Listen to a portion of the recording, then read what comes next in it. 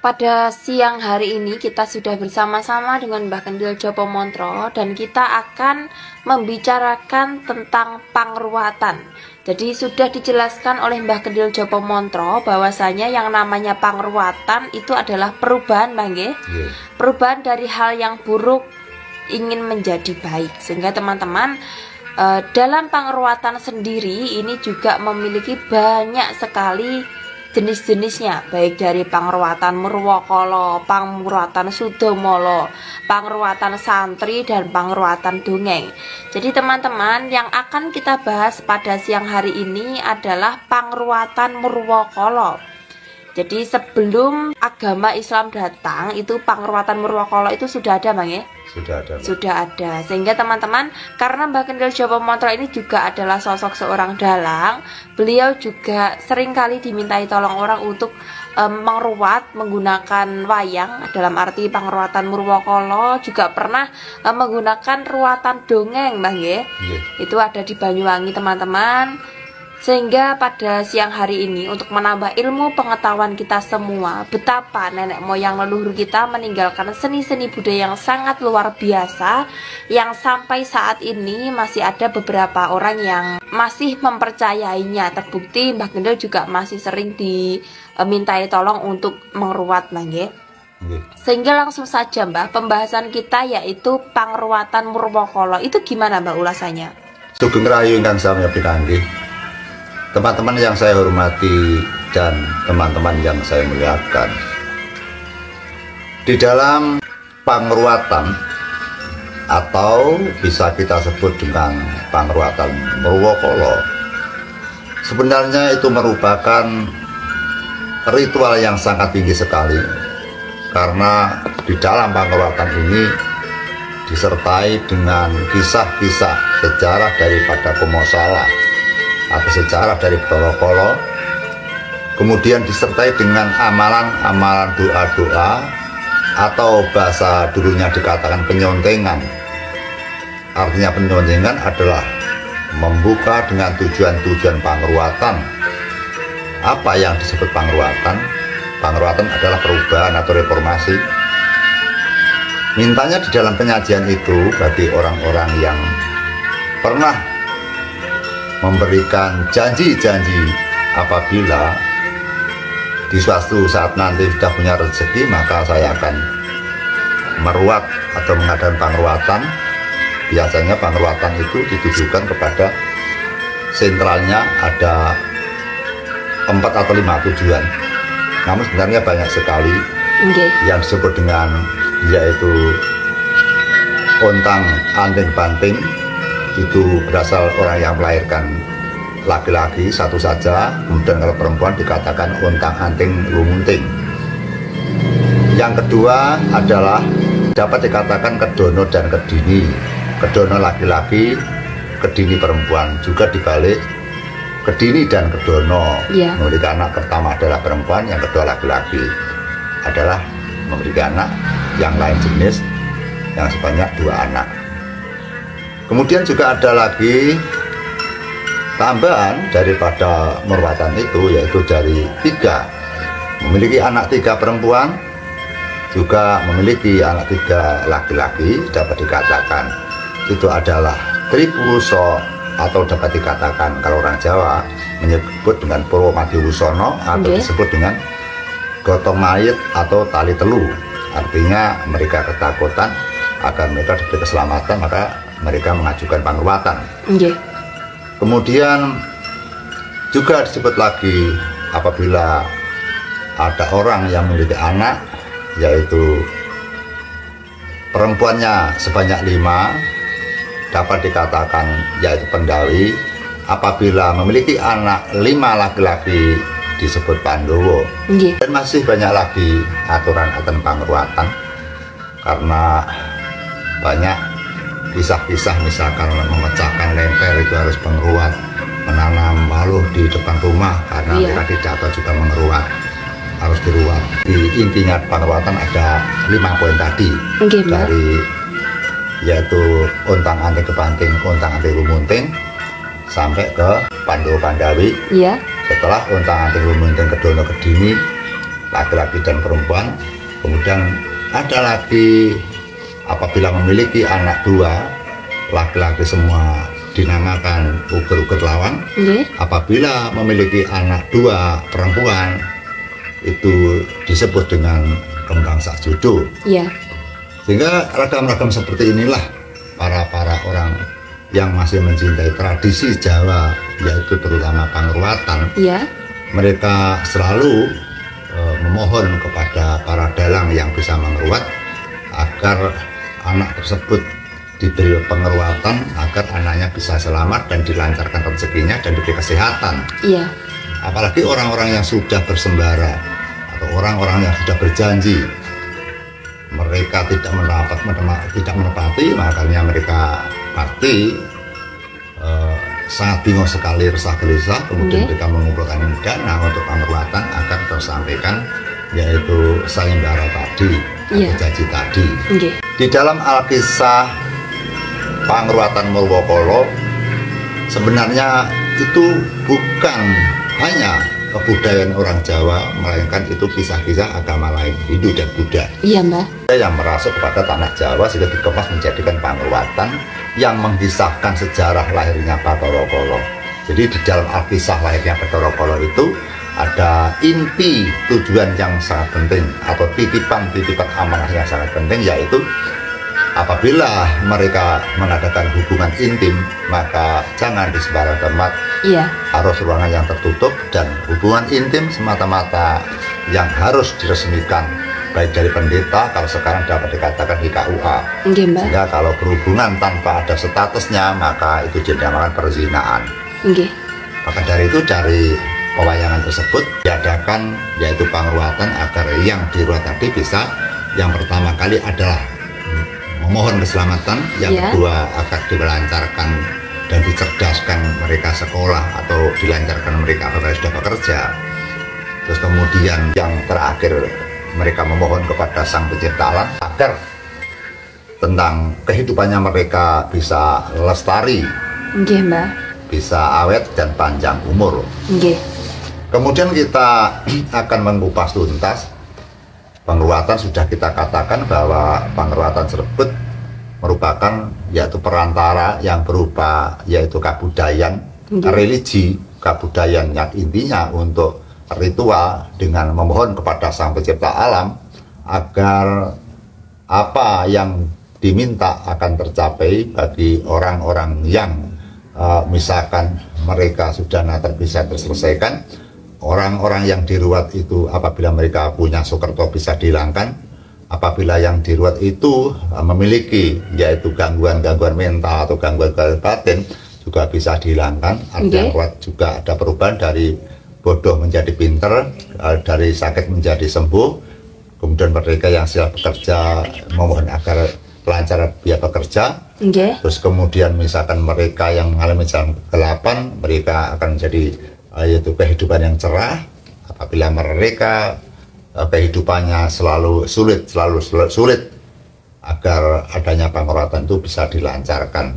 Sehingga banyak sekali permohonan yang intinya itu menyelesaikan masalah, atau dari perbuatan ya raseksa dipindah jadi perbuatan satria, dari orang yang murka menjadikan orang yang berjiwa luhur.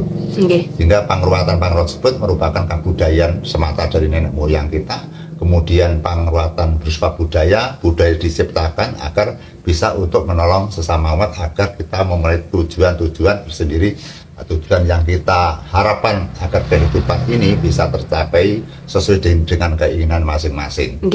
Apabila kita mendalang, kadang-kadang yang nanggap itu minta diruat juga, misalkan dari jam 9 mulai, nanti jam 4 berhenti, jam 4 untuk sholat subuh, setelah itu diteruskan lagi sampai jam setengah 6. Atau kalau tidak seperti itu, jam 9 mulai, jam 3 selesai, jam 3 sampai jam 4 itu dilaksanakan pangruatan. Jadi sorenya untuk hiburan, penutup terakhir diadakan pangruatan. Sebutan Komo Salah itu sebelum dia punya nama ngoten Pak? Sebelum pertama kali Komo Salah, dan mereka minta nama, diberi nama Sang Manemoyo Kolo Pradakso, terus dinabi Bathara Kala, diambil lagi nama Kolo Jajar. Kemudian yang terakhir akan selesai setelah Bathara Kala itu dikalahkan kepada Sang Hyang Bathara Wisnu, mereka diberi nama Kala Yuwono gitu. Iya. Jadi namanya diberi 2 kali, yang pertama awal dan yang terakhir. Mereka setelah dikalahkan oleh Wisnu kemudian bertemu dengan orang tuanya, sehingga mereka tidak mengganggu lagi kepada hasil pangrawatan Sang Wisnu, mereka diberi nama Sang Kala Yuwono.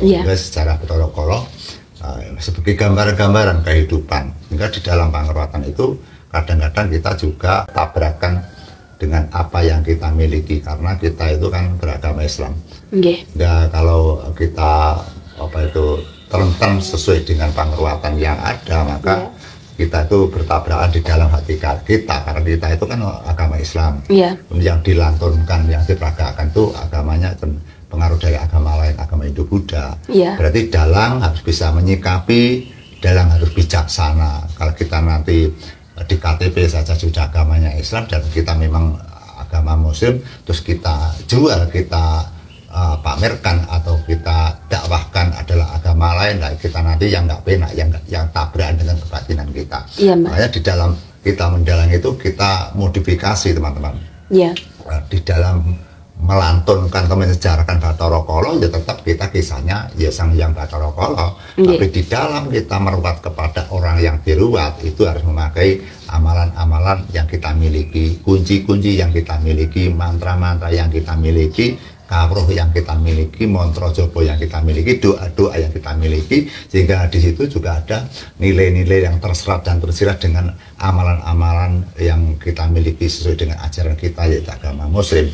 Jika kita juga menyebut nama-nama Allah, menyebut dengan sholawat dan sebagainya, Fatihah, karena disinilah tempatnya kita itu berduduk sebagai dalang pangrawatan yang beragama Muslim. Sehingga kita juga bisa mengembangkan pewayangan pangrawatan, dan kita posisi keyakinan kita sebagai agama Islam, kita tidak akan tergeser dengan agama yang lain, karena di dalam pewayangan itu banyak sekali yang dikirakan itu tidak sesuai dengan peraturan syariat Islam. Makanya kalau ini nanti dibiarkan, maka kita akan ditabrak oleh beberapa orang, yang mana kita justru mengembangkan hal-hal yang menyirikkan dengan tujuan kita atau sirik. Makanya dengan agar tidak sirik maka diberi pencerahan agar itu jelas apa maksudnya.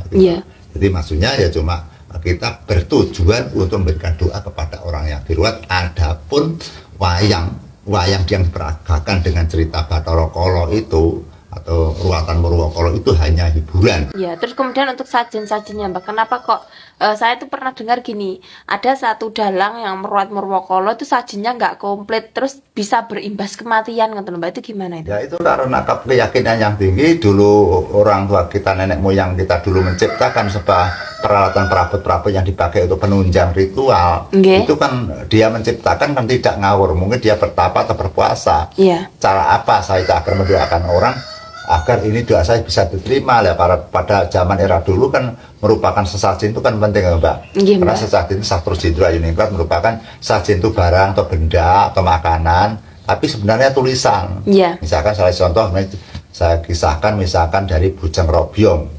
Bujang robyong itu bujang ditancap beberapa lauk pauk dan ikan. Artinya bujang robyong itu agar setelah ruatan tadi yang diruat juga dilancarkan rezekinya. Misalkan mereka sekolah juga dicerdasan.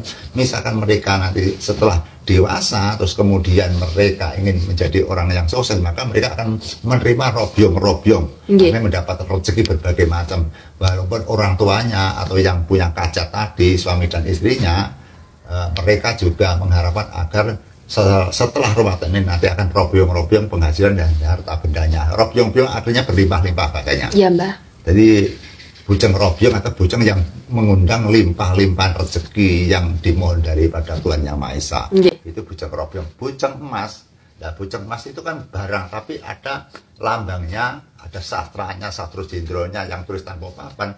Bujang emas merupakan sebuah bujang yang ditujukan agar yang diruat itu bisa mengalami zaman kemasan. Zaman kemasan itu kata lainnya zaman kejayaan. Jadi kalau dulunya tidak jaya, setelah ruatan misalnya menjadi jaya. Yang dulunya bukan jadi pejabat, jadi orang biasa, akhirnya mereka lulus sekolah bisa jadi pejabat, baik lurah, DPR, presiden dan sebagainya. Itu yang dimaksud dengan bujang emas. Segogolong ada merupakan hanya nasi yang dibuntel pisang itu agar semua yang ada di pagelaran itu akan bisa bergumolong, satu pikiran, nggak ada yang bertengkar, nggak ada yang bermusuhan, nggak ada yang menghujat. Setelah adanya pementasan wayang dan pangruatan tadi, harapannya agar mereka yang ada di dalam satu rumah dan satu keluarga tetap gumolong hatinya, gumolong musyawarahnya, gumolong idenya, tidak ada keluarga yang pergi dari rumah purih atau minggat, termasuk di daerah sekitarnya. Banyak sekali ragam-ragam yang ada di situ, misalkan ada yaitu gedang dua tundun, gedang rojo, artinya apa? Agar mereka yang punya hajat itu dilimpahkan rezekinya biar kekayaannya seperti raja. Yang ada di situ itu banyak sekali fungsi dan gunanya. Ada pisang tuwuh juga ada tebu biar mantepnya kalbu. Kemudian di situ ada daun temulawak agar bertemu apa yang dimaksud atau yang dicita-citakan. Di situ ada kambil gading. Kambil gading itu kan rupanya kuning. Biar ning, karena merupakan warna kuning, merupakan warna cahaya. Biar mereka mendapat nur dari Tuhan. Sehingga barang-barang yang ada di situ bermakna tinggi, misalkan perabot tani seperti cangkul, arit, kemudian singkal, bacul, itu merupakan ragam apabila mereka seorang petani itu mereka dilambangkan daripada tokoh-tokoh pertanian yang mana dipercaya oleh para leluhur kita, Joko Sedono dan Ibu Sri Sedono, Pembok Sedono. Mereka penghormatan kepada pencipta, yaitu sebagai jiwa petani, artinya menciptakan padi, teman-teman. Kemudian juga dilambangkan dari yaitu merupakan tempat perhiasan atau barang perhiasan seperti foto, milo, jongkat dan sebagainya, melambangkan ada beberapa yang disambut, misalkan seperti Dewi Sedono dan Ibu Sri, karena mereka biar bisa berhias dan mereka bisa dipandang nikmat. Sehingga apa yang ada di situ kesimpulannya ada nilainya, ada bahasanya, ada tujuannya, teman-teman. Tidak membuang semuanya, ada kelas taman agar steril dan suci. Kemudian ada lagi di situ keleman, itu juga disajikan atau dihormati kepada Joko Sedono. Dan masih banyak lagi yang perlu kita aturkan di sini, karena di dalam pangruatan memang rumit sekali, kecuali ruatan yang berbentuk santri atau Islam itu tidak ada perabot-perabot yang saya sebutkan tadi. Tapi kalau ruatan yang lain seperti Sudomolo, ruatan dongeng itu tetap kok harus komplit begitu. Kemudian ada lagi ruatan yang dinamakan ruatan dongeng, teman-teman. Ruatan dongeng itu tidak ada wayangnya. Kemudian kalau rampatan tetap ada, boleh. Kalau rampatan sajen-sajen itu boleh. Kalau ternyata tidak ada, ya yang ada apa, misalnya ambang, sekubur, sekoworo, saja juga nggak apa-apa. Namanya yang hanya mendongeng, Mbak. Jadi kegiatannya dalang itu memberikan dongeng-dongeng, pada saat mendongeng itu lampu dimatikan. Itu harus malam hari, Bang, ya? Harus malam hari. Jadi waktu dimatikan total, dalangnya itu bercerita.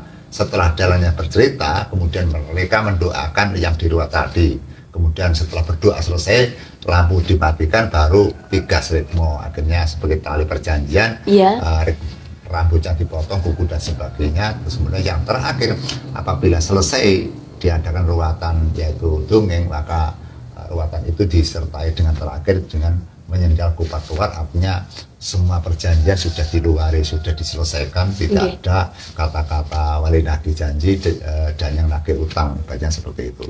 Biar lunas semuanya, sudah tidak ada sengkel yang ada di dalam hati kita.